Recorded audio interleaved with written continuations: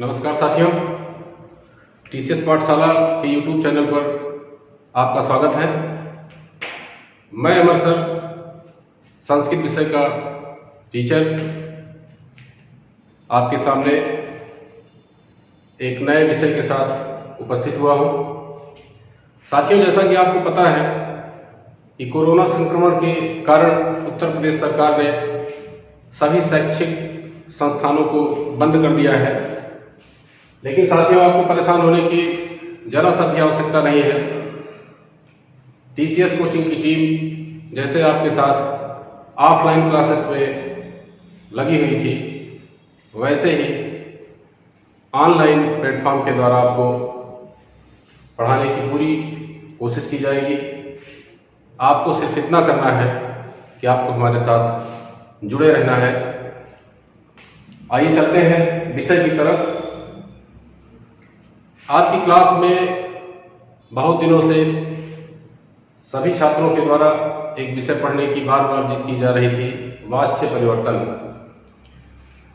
आइए उस पर ही आज चर्चा कर ली जाती है। वाच्य परिवर्तन।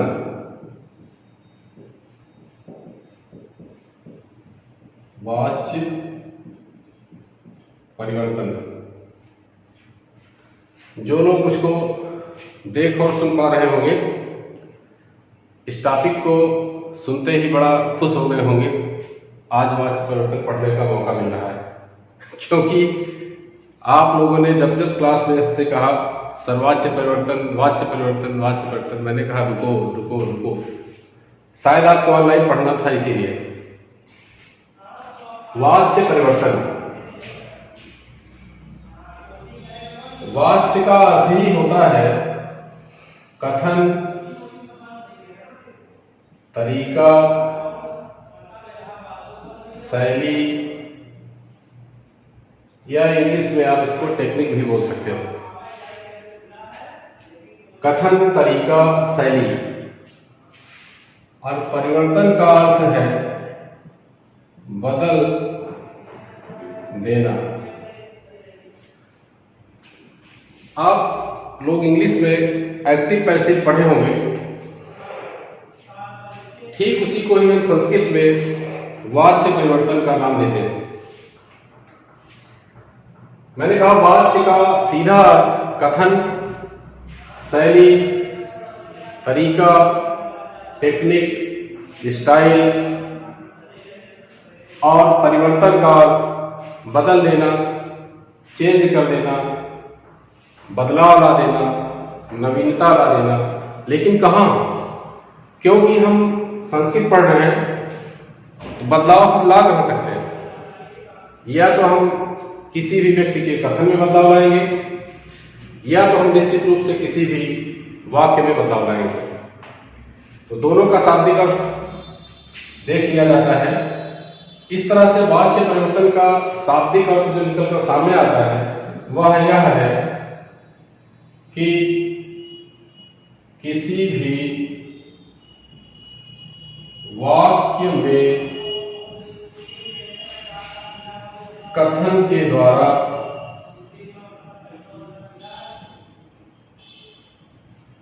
बदलाव ला देना,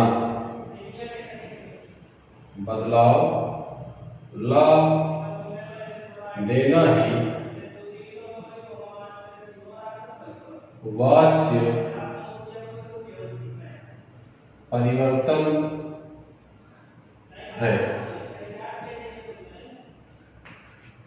किसी भी वाक्य में कथन के द्वारा बदलाव या परिवर्तन ला देना ही क्या है? वाच्य परिवर्तन है। और यह बदलाव आप कितने रूपों में ला सकते हैं? इस बदलाव को आप 3 रूपों में ला सकते हैं।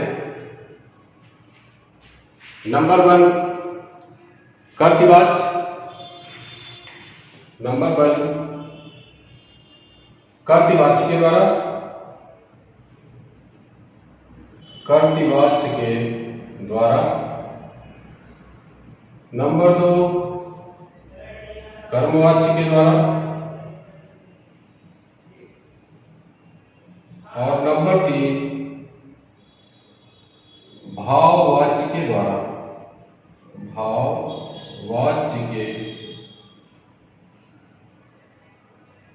द्वारा। ये बात स्पष्ट हो गई। आपसे कभी पूछा जाए कि वाच्य क्या है, तो आप एक लाइन में बोल सकते हैं कि कहने की विधि, कहने का तरीका, कहने की शैली, कहने की टेक्निक, कहने का स्टाइल, कहने का मेथड क्या है, वाच्य परिवर्तन है। और एक लाइन में पूछा जाए तो किसी भी वाक्य में आप अपने कथन के द्वारा, अपने तरीके के द्वारा, अपनी शैली के द्वारा, अपनी विधि के द्वारा, अपने स्टाइल अथवा मेथड के द्वारा परिवर्तन ला देने का नाम क्या है, वाच्य परिवर्तन है। और कभी आपसे प्रश्न ये पूछे कि वाच्य परिवर्तन के प्रकार कितने हैं, तो वाच्य परिवर्तन के मुख्यतः तीन ही प्रकार हैं, जिसमें से पहला है कर्तवाच्य, दूसरा है कर्मवाच्य और तीसरा है भाववाच्य। इसके नाम से ही स्पष्ट है। कर्त मीन्स कर्ता, कर्त का सीधा सा मतलब कर्ता, और वाच्य का सीधा सा मतलब कथन। इसका मतलब क्या हो गया, जहां पर कर्ता क्या हो, प्रधान हो, जहां पर कर्ता क्या हो, प्रधान हो, मुख्य हो, मुखिया हो, मेन हो, इसे क्या कहेंगे हम, कर्तवाच्य। और जहां पर कर्म प्रधान हो, जहां पर कर्म प्रधान हो, उसे क्या कहेंगे हम, कर्मवाच्य। ठीक इसके विपरीत जहां पर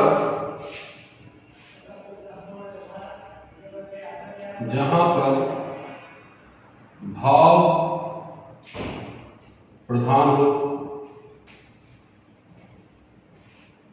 जहां पर भाव प्रधान हो, इस तरह से जहां पर कर्ता प्रधान हो कर्तवाच्य, जहां पर कर्म प्रधान हो भाववाच्य, और जहां पर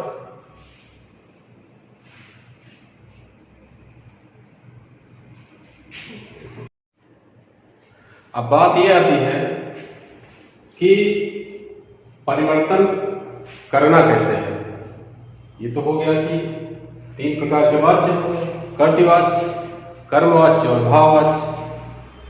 अब इनको बदलना कैसे है, तो निश्चित रूप से बदलने का कुछ न कुछ तरीका और कुछ न कुछ नियम होगा, क्योंकि संस्कृत व्याकरण पाणिनि की अष्टाध्यायी के आधार पर चलती है।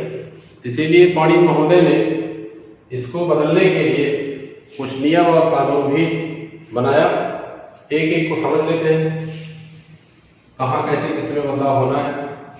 क्योंकि आपको शुरुआत में, प्रारंभ में सबसे पहले ये समझना पड़ेगा कि किस वाक्य को आप कर्तवाच्य कहोगे, किस वाक्य को आप कर्मवाच्य कहोगे और किस वाक्य को आप भाववाच्य कहोगे। क्योंकि जब किसी भी चीज का बेस नहीं क्लियर होगा, आपको पता ही नहीं है कि कौन सा वाक्य कर्मवाच्य है, कौन सा कर्तवाच्य है, कौन सा भाववाच्य है, तो फिर आप उसमें चेंज कैसे कर पाएंगे। तो पहले हम समझते हैं कि किस वाक्य को आप कर्तवाच्य, कर्मवाच्य और भाववाच्य की संज्ञा देंगे। पहली चीज तो आप ये जान लीजिएगा कि कर्तवाच्य में यहां क्या होगा, कर्ता प्रधान हो,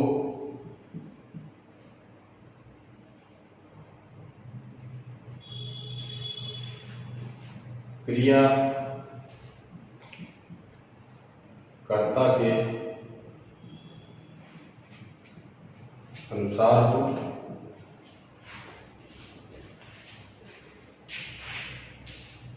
और कर्म में प्रथमा विभक्ति हो। जैसे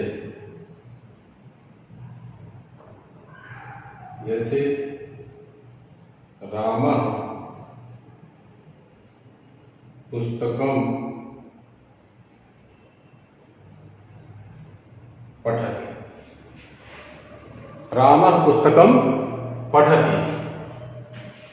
यहां राम जो है वो कर्ता है, पठति क्या है, क्रिया है, और पुस्तकम क्या है, कर्म है। निश्चित रूप से जिस विभक्ति और वचन में कर्ता होगा उसी विभक्ति और वचन में क्रिया भी होगी। हम वे सारे वाक्य जिसमें पठति, गच्छति, चलति, खादति, हंसति, नयति इस तरीके से आपको क्रिया अर्थात धातु लगी मिले, हम तुरंत समझ जाते हैं कि ये कर्तृवाच्य है। एक बात। दूसरी चीज, जहां भी हमको रामः, श्यामः, सीता, गीता, मोहना, सोहना, बालकः, छात्रा, नायकः इस तरीके से कर्ता मिले, वहां भी हम तुरंत समझ जाते हैं कि पूरा वाक्य क्या है, कर्तृवाच्य है। इस तरह से कर्तृवाच्य को पहचानने का केवल और केवल दो ही तरीका है, एक तो कर्ता और दूसरा क्रिया। कर्म को आप छोड़िए, क्योंकि किसी भी एक वाक्य में आपको कम से कम कर्ता, क्रिया और कर्म तीनों मिलेंगे ही मिलेंगे। लेकिन क्योंकि हमको कर्तृवाच्य को पकड़ना है तो हमको जानना ये पड़ेगा कि कर्ता हमेशा प्रथमा में होगा और क्रिया भी हमेशा क्या होगी, प्रथमा में होगी। ये तो हो गया आपका कर्तृवाच्य।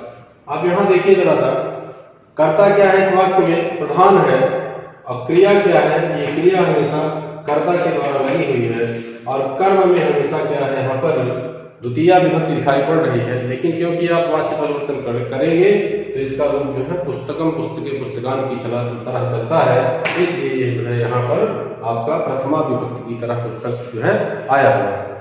ये तो हो गया आपका कर्तृवाच्य। ठीक ऐसे ही हम आते हैं, यहाँ दूसरा आपका क्या है, कर्मवाच्य। कर्मवाच्य में क्या होगा, कर्ता में क्या हो जाएगा, तृतीया होगी, कर्ता में तृतीया होगी,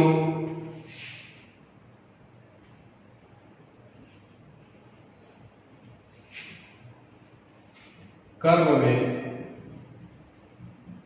प्रथमा विभक्ति, और क्रिया जो है वह कर्म के अनुसार होगी। यहां आप देखिए, क्रिया क्या है, कर्ता के अनुसार, और यहां क्या है, क्रिया कर्म के अनुसार। क्यों है, क्योंकि ये कर्मवाच्य है। भाई रामः पुस्तकम पठति, राम पुस्तक पढ़ता है, पढ़ने का काम राम के द्वारा हो रहा है, इसलिए इस पूरे वाक्य में राम क्या है, प्रधान है, राम मुख्य है, इसीलिए राम करता है। लेकिन जैसे ही हम इसको कर्मवाच्य में ले जाएंगे तो तुरंत जो है क्या हो जाएगा, इसका अर्थ बदल जाएगा, इसका कथन परिवर्तित हो जाएगा, इसकी शैली, इसका तरीका, इसका मेथड, इसकी टेक्निक क्या है, बदल जाएगी। इसीलिए हम इसको कर्मवाच्य कहेंगे। जहां पर कर्म प्रधान हो जाएगा उसको हम कर्मवाच्य कहेंगे। नियम क्या है, कर्ता में तृतीया होगी, कर्म में हमेशा प्रथमा विभक्ति लगेगी, और क्रिया जो है वो हमेशा कर्म के अनुसार चलेगी। जैसे राम पुस्तक पढ़ता है, अब इसको जब हम अर्थों में देखें, इस कथन को, राम के द्वारा पुस्तक पढ़ी जाती है, राम के द्वारा पुस्तक पढ़ी जाती है। इस टॉपिक के पहले आपको कारक विभक्ति पढ़ाया गया होगा। कारक विभक्ति में आपने देखा होगा, वहां आपको जरा सा गौर करिए, से द्वारा कहां मिलता है, कर्ता ने कर्म को करण से द्वारा, तो कर्ता ने प्रथमा विभक्ति, कर्म को द्वितीय विभक्ति, और करण से द्वारा कौन सी विभक्ति, तृतीय विभक्ति। यहाँ पूरे वाक्य में देखिए, कर्मवाच्य बनाते समय कथन परिवर्तित हो गया, सीधे दिख कर आ रहा है राम के द्वारा। राम के द्वारा का सीधा अर्थ ये, कौन सा कारक, करण कारक। कारण में विभक्ति कौन सी? तृतीया। और हमने आपको बताया था कि किसी भी शब्द को आप तृतीया में ले जाते हैं तो क्या लगाते हैं? आप उसके भाव के अनुसार उसमें परिवर्तन कर देते हैं। जैसे राम को हमने बताया था कि आप क्या लगाते हैं? रामेण। याद आ रहा होगा शायद आपको, रामेण राम के द्वारा। पुस्तक पढ़ी जाती है, पुस्तक को पढ़ी जाती है ना। यहां भी देख लीजिए आप, पुस्तकम है, इसमें कोई भी बदलाव यहां पर नहीं दिख रहा है। पुस्तकम, रामेण पुस्तकम। अब ये देखिए आपको क्रिया क्या है, यहां पर राम के द्वारा पुस्तक पढ़ी जाती है, राम के द्वारा पुस्तक पढ़ी जा रही है, पुस्तक हो गया कर्म। क्रिया किसके द्वारा चेंजिंग होना है? यहां चले आइए, क्रिया कर्म के अनुसार बदल जाएगी, क्योंकि पुस्तक यहाँ कर्म है तो पुस्तक के अनुसार जो है क्रिया लग जाएगी। और यहाँ आप बने पद में पठ धातु का जब आप रूप चलाते हैं तो वहां लिख के आपको आता है पठेते, पठेते, पठयन्ते। तो इस तरह से आपको यहाँ पर क्रिया क्या लग जाएगी? रामेण पुस्तकम पठयते। पठयते में आप देखिए यत प्रत्यय से पठ धातु में यत प्रत्यय लग करके बन गया आपका पठयते। ये आपका संपूर्ण वाक्य जो है रामेण पुस्तकम पठ्यते किस प्रकार का वाक्य हो गया? कर्मवाच्य हो गया।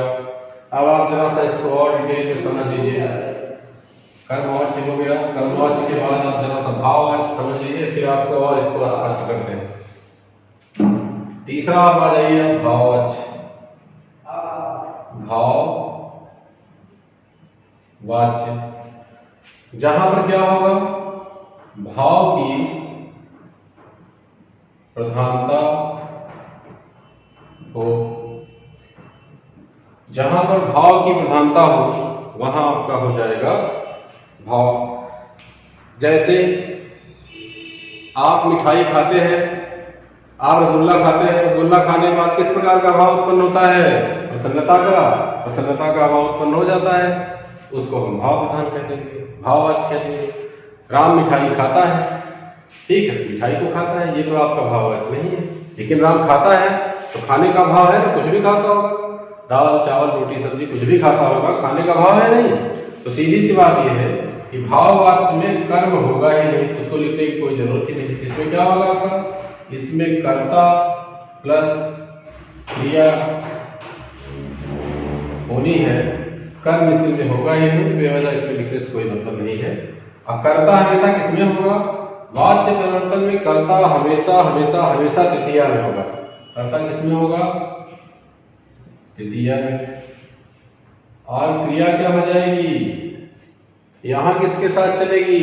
यहां तो ना तो कर्म है और ना ही कर्ता का कोई नियम है, इसलिए भाववाच्य कहता है कि भैया हमको किसी भी नियम कानून से कोई मतलब नहीं है, मैं तो स्वतंत्र हूं एकदम, इसलिए मैं किसी का भी कोई आदेश नहीं मानूंगी। फिर मैं क्या करूंगी? मैं तो भैया कर्ता के अनुसार चलूंगी। तो कर्ता हो जाएगा आपका तृतीया, और क्रिया आपका कैसे लग जाएगी? आत्मने पद की तरह लग जाएगी। जैसे यहां आपका हो गया राम हसति, राम आपका हो गया कर्ता, हंसना हो गई क्रिया। लेकिन हंसना क्या है? हंसने का भाव है ना, रामा हसति। सामान्य रूप में जिन भी वाक्यों में कर्म नहीं होगा उसको भाव मान लेंगे, कर्ता होगी क्रिया होगी उसको भाव मान लेंगे, कर्ता होगा कर्म होगा क्रिया होगी उसको हम कर्तृवाच्य मान लेंगे। लेकिन कर्ता में तृतीया जहां लग गई उसको हम तुरंत कर्मवाच्य मान लेंगे, एकदम आसान सा तरीका। राम में क्या कर देंगे हम वाच्य परिवर्तित करते समय? राम किसमें जाएंगे? हमेशा कर्ण का था तृतीया में, तो राम का रामेण हो गया। हसति का आत्मने पद में क्या हो जाएगा? अगर पठ धातु से पठति का पठ्यते हो सकता है प्रत्यय लेकर, तो हसति का हस धातु में यत् प्रत्यय लगाकर हस्यते हो जाएगा, तो रामेण हस्यते।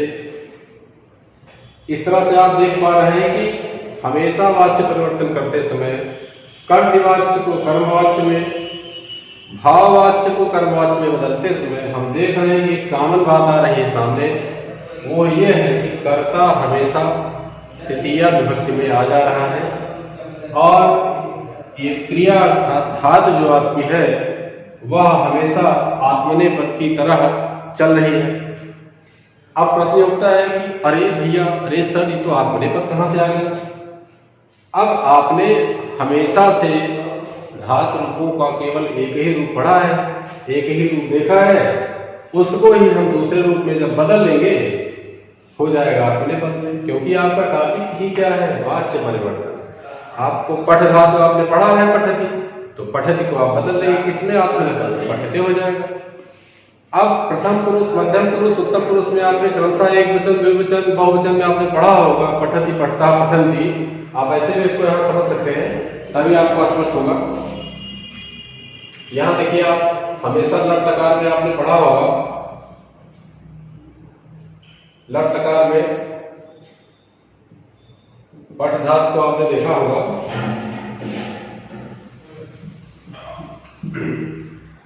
पठ धातु को आपने देखा होगा यहाँ प्रथम पुरुष,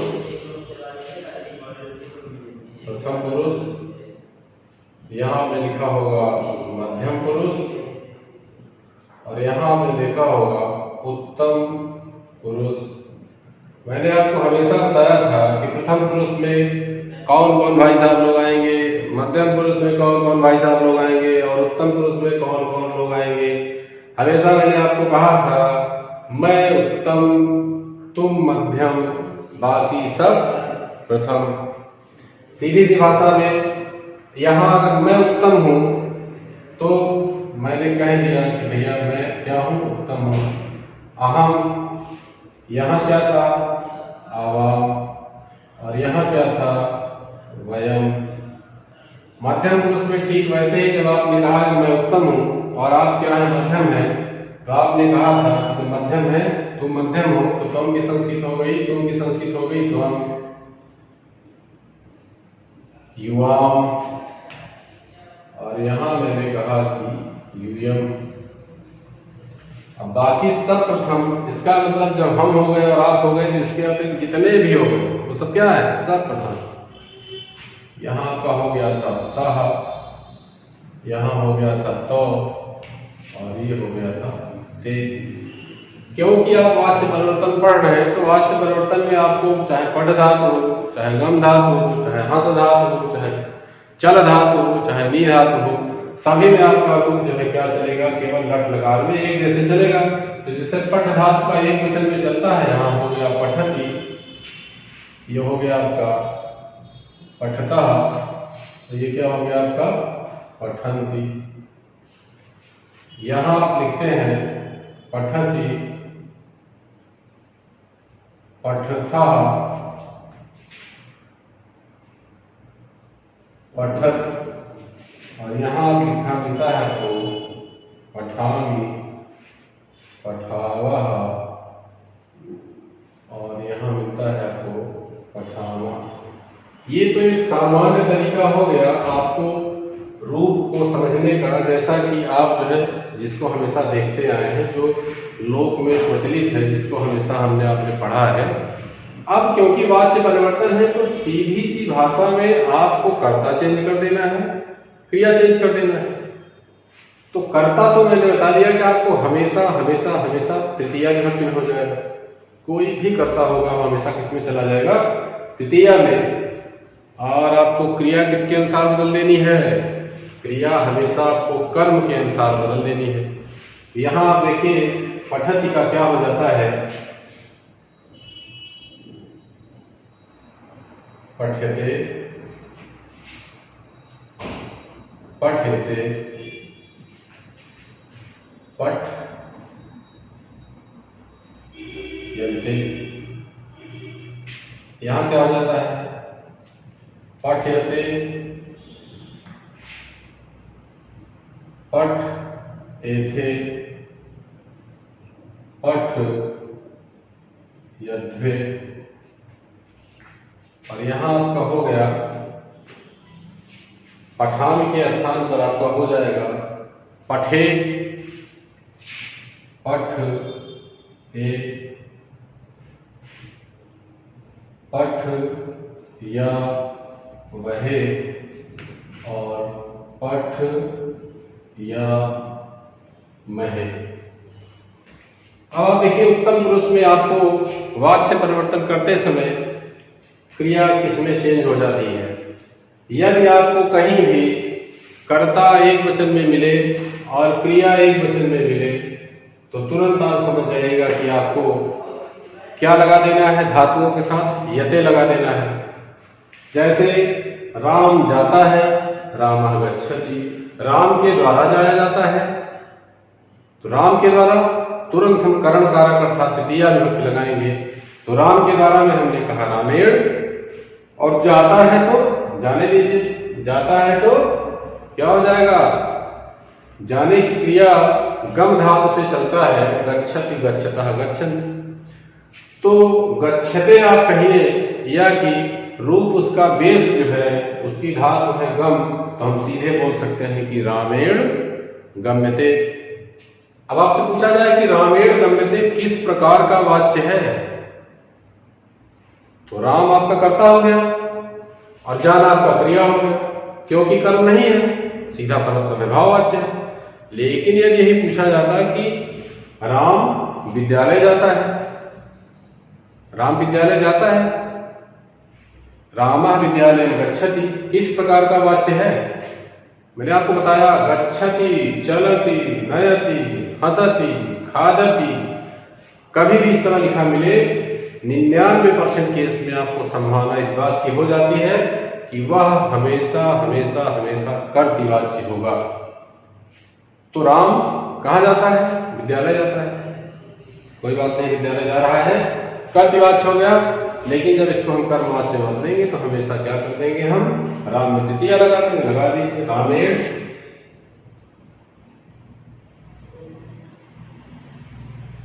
कहाँ जाता है, विद्यालय जाता है, विद्यालय। अब जाता है क्योंकि तृतीया आ गई तो क्या हो जाएगा, गम धातु में यते, यत प्रत्यय लगा देंगे तो रामः विद्यालय हो गया आपका गम्यते। अब आपसे पूछा जाए कि रामेण विद्यालय गम्यते किस प्रकार का वाच्य है, तो तुरंत आप समझ जाएगा कि यदि रामेण लगा, किसी भी वाक्य में आपको कर्ता में तृतीया लगा मिले, निश्चित रूप से वह कर्मवाच्य है, लेकिन कर्म उसमें साथ में होगा। लेकिन अगर आपको यहाँ तृतीया लगा मिलता है कर्ता में और कर्म नहीं है, तो सीधे सीधे भाववाच्य होता है। इतना ही है आपका वाच्य परिवर्तन, इसमें कौन सी बहुत बड़ी बात है। अब चलते हैं आगे। अब आगे पढ़ने पर हमको ये बात आती है सामने, यहां देखिए यही बात अगर यहां होती कि वह विद्यालय जाता है, सह विद्यालय गच्छति, तो सह को हम क्या करेंगे, तुरंत कहां ले जाएंगे, तृतीया ले। तो सह तो ते, तम तो तान, तेन ताभ्यंत, ये सब पढ़ाया गया आपको। तो सह का क्या हो जाता है तृतीया, तेन, और तम का तृतीया क्या हो जाता है, तो यार राम का तृतीया क्या हो जाता है, सब रूप में जरा सा याद करिए, हमने पढ़ाया था तम विवाम यूयम त्वम विवाम विष्णुमान, वैसे ही यहाँ मावाम वयम मावाम भयावाभ्यम पढ़ाया गया है। तो अहम का तृतीया नया, और त्वम का तृतीया त्वया, और सह का तृतीया ते। सामान्य रूप में राम का तृतीया रामेण, बालक का तृतीय बालकेन, छात्र का तृतीय छात्रेण, इस तरीके से आपको तृतीया लगा देना है। और कर्म में हमेशा आप जो है कर्म में वैसे का वैसे ही रख देना है, बाकी आपको क्रिया में क्या करना है, कर्ता के अनुसार परिवर्तन कर देना है या तृतीय जोड़ देना है। आगे देखते हैं, इसको एक चार्ट के माध्यम से बनाया जाता है। ऐसे हम लिखते हैं वाच्य,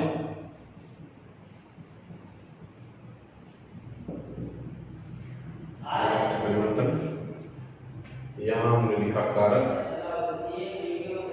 कारक में यहाँ का आ गया प्रथमा, यहाँ आ गया आपका द्वितीय, यहाँ आपका आ गया तृतीय। प्रथमा में रामा मिलता है, यहाँ हमको राम मिलता है, और यहाँ हमेशा हमको रामायण मिलता है। यहाँ हम गए कर्तवाच्य, यहाँ हम गए कर्मवाच्य, और यहाँ हम गए भाववाच्य। कर्तवाच्य हमेशा आपको क्या है, कर्ता क्या रहेगा, प्रधान रहेगा। कर्ता के अनुसार क्रिया का होना। जैसे बालकः पुस्तकं पठति, और कर्मवाच्य में कर्म के अनुसार क्रिया का होना। यहाँ आपका हो गया बालक पुस्तक पढ़ता है। सामान्य रूप में बालक के द्वारा पुस्तक पढ़ी जाती है, बालक के द्वारा। तृतीय किसमें, बालक में। अरे भाई इसका चिन्ह क्या है, ने, को और से द्वारा। तो बालक के द्वारा क्या लगा दिया हमने, बालक में तृतीय लगा दिया, हो गया बाल के पुस्तकम पठति। अब यहां देखिए बालक का काम खत्म, बालक से कोई मतलब नहीं है, बालक के द्वारा पढ़ी जाए या बालक के जैसे, इससे कोई मतलब नहीं है आपको। आपका मुख्य आधार ये हो गया पुस्तक। अब क्रिया जो है बदलेगी किसके अनुसार, पुस्तक के अनुसार। आपसे पूछा जाए कि पुस्तक जो है किस वचन में है, तो सामान्य रूप में आप कह देंगे कि इसमें तो द्वितीय विभक्ति है, द्वितीय विभक्ति एक वचन में है। नहीं, आपको कर्मवाच्य बनाते समय इसका रूप जो है पुस्तकम, पुस्तके, पुस्तकान की चलता है। तो पुस्तकम, पुस्तके, पुस्तकान की तरह अगर चलेगा तो पुस्तक क्या हो गया आपका, पुस्तक तो हो गया एक वचन। यहां हो गया आपका बालके पुस्तकम, क्योंकि नियम ये कहता है कि जिस विभक्ति और वचन का कर्ता होगा उसी विभक्ति और वचन की क्रिया भी होगी। अब यहां क्या है, पुस्तक एक वचन में है, तो आत्मनेपद पद में आप वाच्य परिवर्तन करते समय क्या कर देते हैं, पठित का मैंने क्या बताया था, पठते। पठ में यत प्रत्यय लगाने के बाद क्या हो जाता है, पठते हो जाता है। तो बालके पुस्तकम पठ्यते, बालके पुस्तकम पठ्यते। यहां देखिए ये क्रिया किसके अनुसार आ गई, कर्म के अनुसार। कौन सा वाच्य पढ़ रहे हैं, कर्मवाच्य। कर्मवाच्य में हमेशा क्रिया किसके अनुसार आएगी, कर्म के अनुसार। और कर्तवाच्य में हमेशा क्रिया किसके अनुसार आएगी, कर्ता के अनुसार। और भाववाच्य में हमेशा क्रिया किसके अनुसार आती है, कर्म होता ही नहीं है तो किसके अनुसार आएगी, आएगी तो कर्ता के अनुसार। दो ही भाई है उसमें, एक राम एक श्याम, राम श्याम के साथ, श्याम राम के साथ। यहां इसी बात को देखिए, बालकः पठति, क्योंकि कर्म नहीं है। तो जब कर्म नहीं है तो सीधे सीधे भाव हो गया। नियम क्या कहता है, वाच्य परिवर्तन करते समय बालक क्या है, करता है। कर्ता में क्या करेंगे हम, कर्ता हमेशा किसमें, तृतीय। बालक का तृतीय बालके, बालके पठति, पठति प्रथम पुरुष एक वचन। आपको मैंने भी थोड़ी देर पहले लिखवाया था कि वाच्य परिवर्तित करते समय क्रिया कैसे चलती है। पठ्यते, पठेते और पठ्यन्ते। तो पठति है तो क्या हो जाएगा, पठ्यते हो जाएगा, पठ्यते। बालकेन पठ्यते। तीनों ही वाक्यों में आप देखिए, आपको कुछ समानता दिखाई पड़ रही है। आप देख पा रहे होंगे यहां पर आपका प्रथम पुरुष एक वचन में बालक है, यदि कर्ता कारक में रामा के जैसे बालका लिखा हुआ है। क्योंकि बालक आपका प्रथम पुरुष एक वचन है, इसीलिए आपका पठत ये क्रिया जो है किसमें है, प्रथम पुरुष एक वचन में आपको आ रही है। मैंने आपसे कहा था कि कभी आपसे पूछा जाए कि बालका पुस्तकम पठति रामा विद्यालयम गच्छति, इस तरीके से कभी कोई भी वाक्य आए और पूछे आपसे कि ये किस प्रकार का वाच्य है, आप तुरंत बताएंगे ये कर्तृ वाच्य है। कैसे आपने पहचाना? मैंने आपको बताया कि जब भी आपको क्रिया में हमेशा आपको पठति, गच्छति, नयति, चलति, हंसति, खादति इस तरीके से आपको मिले और वहां आपको कर्ता जो है हमेशा बालक, राम, श्याम, मोहन, सीता, गीता इत्यादि इस तरह मिले, आप निश्चित रूप से समझ जाइए कि ये क्या है, कर्तृवाच्य है। कर्मवाच्य में जब आप जाते हैं, ठीक ऐसे ही जब भी कभी आपको इस तरह का वाक्य लिखा हुआ मिले और आपसे पूछा जाए कि किस प्रकार का वाच्य है, तो तुरंत आपका दिमाग सबसे पहले जाना चाहिए कर्ता पे, और कर्ता में या तो प्रथमा होगी या तो द्वितीया होगी। यदि प्रथमा है कर्तृवाच्य है, यदि द्वितीया है कर्मवाच्य है। भाववाच्य में भी आप देख पा रहे होंगे कि बालकेन लिखा हुआ है, आपको जैसे ही द्वितीया लगा मिले आप तुरंत समझ जाइएगा कि निश्चित रूप से चेंजिंग है, इसमें परिवर्तन है। इसके बाद तुरंत आपका अगला पहलू आना चाहिए इस पर। यदि आपको कर्म लगा हुआ है निश्चित रूप से कर्मवाच्य है, यदि आपको कर्म नहीं लगा हुआ है लेकिन कर्ता में द्वितीया है, तुरंत आप समझ जाइए भाववाच्य है। इतना ही है आपका वाच्य परिवर्तन। बहुत परेशान थे आप लोग, वाच्य परिवर्तन, वाच्य परिवर्तन क्या है इसमें खास बात?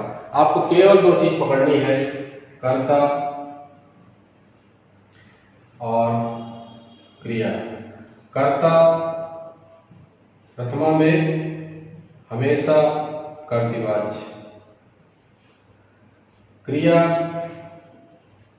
प्रथमा में हमेशा कर्तृवाच्य, और जैसे ही कर्ता में तृतीया हो, कर्ता में तृतीया हो तुरंत कर्मवाच्य या भाववाच्य, दोनों ही संभावनाएं हो सकती हैं। कर्ता में तृतीया लगने का मतलब दोनों ही संभावनाएं हो सकती हैं। ये वाक्य आपका कर्तृवाच्य भी हो सकता है और कर्म, ये वाक्य आपका कर्मवाच्य भी हो सकता है और भाववाच्य भी हो सकता है। यदि आपका कर्म लगा हुआ मिले तो कर्मवाच्य, लेकिन यदि कर्म नहीं लगा हुआ है, केवल कर्ता और क्रिया आई हुई है, तो वह आपका भाववाच्य हो जाएगा। एक नियम तो ये है, और दूसरा नियम ये है कि ये आपकी क्रिया जो है हमेशा आपको चेंज हो जाएगी। पठ्यते, पठेते, पठ्यन्ते, पठ्यसे, पठेथे, आपको अभी बता दिया गया था। क्रमशः आपका पठ्ये, पठ्यामहे, पठ्यामहे इत्यादि में। ठीक, ये इतनी चीजों को आप ध्यान में रखिए। आप तीन नियम पकड़ लीजिए, समझ लीजिए आपका वाच्य परिवर्तन हो गया। कैसे? कर्ता हमेशा क्रिया के अनुसार कर्तृवाच्य, कर्ता हमेशा, क्रिया हमेशा कर्म के अनुसार कर्मवाच्य, और क्रिया हमेशा कर्ता के अनुसार लेकिन कर्म का ना होना हमेशा भाववाच्य हो जाएगा। ठीक, आपको मिलते हैं अगले क्लास में। इतनी आपको मुख्य बातें, आज केवल आपको वाच्य परिवर्तन का आधार बताया जा रहा था, आपको पहचान, लक्षण इत्यादि बताया जा रहा था। कि आप पहले चीज तो आप ये पकड़ लीजिए कि कर्तृवाच्य क्या है, कर्मवाच्य क्या है, भाववाच्य क्या है। जब तक आपको कॉन्सेप्ट नहीं समझ में आएगा आप उदाहरण बिल्कुल नहीं कर पाएंगे। यदि आपको समझ में आ गया होगा, एक बार फिर से रिपीट कर देता हूँ। कर्तृवाच्य में हमेशा आपको सामान्य सा वाक्य मिलेगा, हमेशा आपको बालक, राम, श्याम, मोहन, सीता, गीता। और इधर आपका क्रिया में हमेशा आपको खादति, चलति, गच्छति, हसति, नयति, गायति इस तरीके से मिले, आप तुरंत पकड़ लेना कर्तृवाच्य। जब भी कर्ता में आपको तृतीया लगी मिले आप तुरंत पकड़ लेना या तो वो भाववाच्य है या तो कर्मवाच्य है। दोनों में अंतर सिर्फ आपको इस बात से मिलेगा, यदि तृतीया में कर्ता हो और तुरंत कर्म रहेगा कर्मवाच्य है, लेकिन यदि कर्ता में तृतीया है और केवल क्रिया लिखी हुई है अपने पद में, तुरंत आप पकड़ लेना भाववाच्य है। अब आपको बेस क्लियर हो गया है, कॉन्सेप्ट क्लियर हो गया होगा। आगे फटाफट आपको उदाहरण बोलना है और झटपट आपको करते जाना है, काम आपका खत्म। मिलते हैं अगली क्लास में आपको उदाहरणों के साथ। धन्यवाद।